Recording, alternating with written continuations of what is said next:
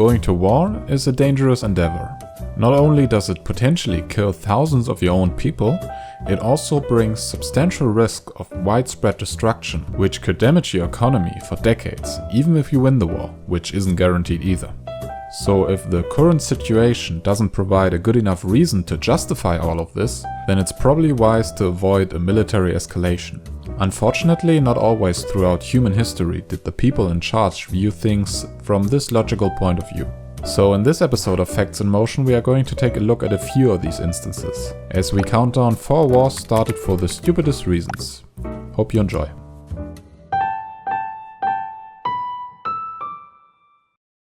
Number 1. In the 14th century, northern Italy was split into 2 factions, one supporting the Pope, the other the Holy Roman Emperor as God's chosen representative on earth. At the center of this division were 2 towns, Bologna with the Pope as patron and Modena supporting the Emperor. Only 50 kilometers apart, these 2 towns were the hotspot for tensions between the 2 factions, as border skirmishes became common. But what sparked things off wasn't yet another attack by one of the sides, but the theft of a wooden bucket. The water bucket of the main well in Bologna that was taken by Modenese soldiers that secretly snuck into the town. Bologna requested the bucket to be returned, Modena refused, so war was declared. The following Battle of Zappolino cost around 2,000 men their lives, but despite being outnumbered 5-1, the Modenese forces could win the battle. The bucket was never returned and is still, to this day, visible in Modena's town hall as a memorial of the city's victory. Number 2. Mexico's independence in 1830 left the country unstable and in widespread disorder, as different factions competed for control. Neither side cared about civilian casualties or damage of private property. And since most foreigners couldn't hope for compensation from the Mexican government, they began to appeal to their respective governments for help. And so it happened that the owner of a French pastry shop reported to King Louis-Philippe of France that Mexican officers looted and destroyed his shop. Louis! Louis! Louis! Louis! Louis! Louis! France, which previously loaned Mexico a couple of million francs for the failed attempt to take back control over Texas, which had seceded from Mexico, probably saw this as a welcome opportunity to escalate the situation after Mexico didn't pay back the loan fast enough. After demanding an absurdly large payment of 600,000 pesos as reparations for the destruction of property of French citizens, which Mexico refused to pay, war was declared. For comparison, the pastry shop was valued at less than 1,000 pesos.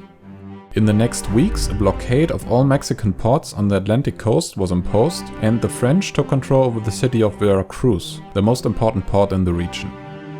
The war lasted for over 3 months and cost over 100 people their lives, before a peace treaty was signed and the Mexican government agreed to pay the 600,000 pesos. This, however, never happened, which later led to the second French intervention in Mexico. Number 3. San Juan Island, North America, 1959. At that time, America was already independent for almost 1 century, but the British still occupied the area of today's Canada. As defined in the Oregon Treaty of 1846, everything north, the 49th parallel, was part of British America. Everything south was United States territory. Vancouver Island, however, was an exceptional case, as it dipped below the 49th parallel. So the middle of the channel which separates the continent from Vancouver Island became the maritime border, which should separate the 2 countries. While seemingly simple, in actuality the countless islands within that channel made it really difficult to determine where the middle line had to go. As a result, many of the islands remained in contention for decades.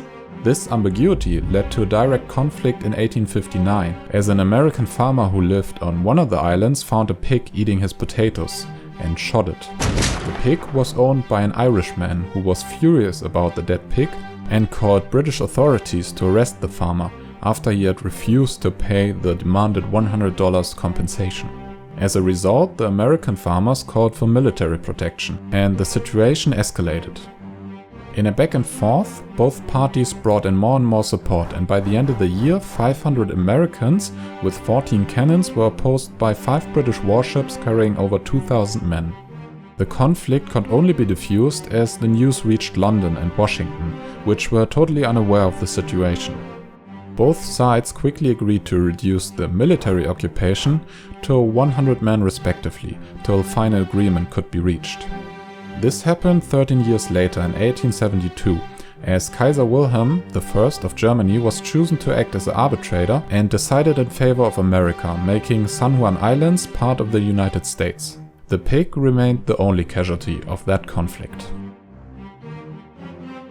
Number 4. Central America 1970, when war broke out between the states of Honduras and El Salvador over a football game.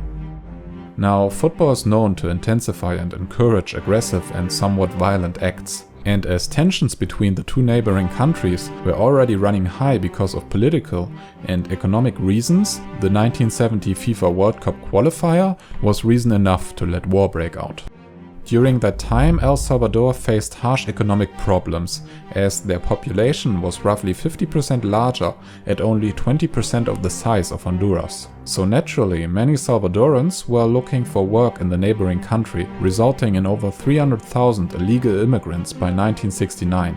Pressured by the wealthy large landowners who owned most of the land in Honduras, the government enacted a new land reform that especially targeted these Salvadoran immigrants. Thousands of them were expelled from Honduras under the new law, even those who had legally occupied land for decades or were already married to a Honduran. All of this led to a general rise in tensions between the two countries. Now enter the 1970 FIFA World Cup qualifier, in which these two countries met. The first game, which Honduras won 1-0 in their capital, was already followed by fights between the fans. The second game, in the Salvadoran capital, which was won 3-0 by El Salvador, was followed by even greater violence. The loss and the exaggerated reports of the events after the game then triggered mass violence against Salvadorans in Honduras. The situation got so out of hand that many had to flee back across the border. The deciding game in Mexico City was won by El Salvador 3-2. That same day, El Salvador dissolved all diplomatic ties with Honduras, stating that the government of Honduras had not taken any effective measures to punish the crimes against the Salvadoran citizens, which constitute genocide.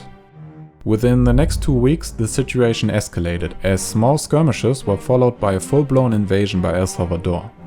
Though the war could be quickly stopped through international pressure and lasted for only 4 days, it cost over 3,000 people their lives, and over 300,000 people were made homeless.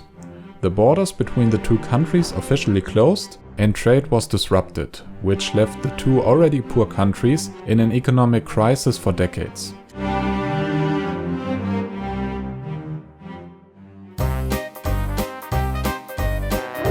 Those were 4 wars started for the stupidest reasons. Hope you enjoyed it, and thanks for watching.